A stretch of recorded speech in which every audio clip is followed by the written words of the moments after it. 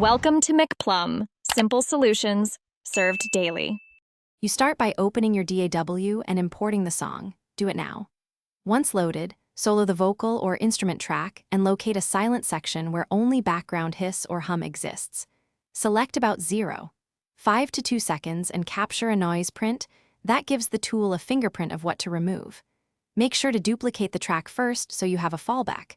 This avoids irreversible edits and lets you compare before and after quickly.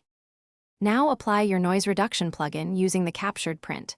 Start with conservative settings, around 6 to 12 dB reduction and a threshold that keeps the vocal intact. This prevents metallic or underwater artifacts. Once done, switch to spectral or frequency view to spot residual hums and use a high-pass filter at 60 to 120 Hz to remove low rumble.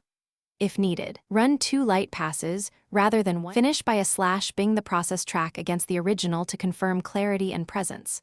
Make small automation moves, reduce denoise in loud sections and increase during quiet parts. Then normalize or set peak limit and export with dither if needed.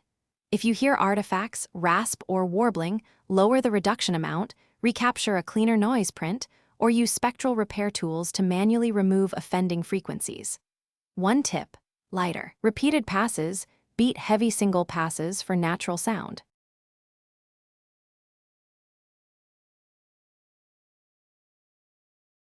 Thanks for watching. Stay juicy and subscribe.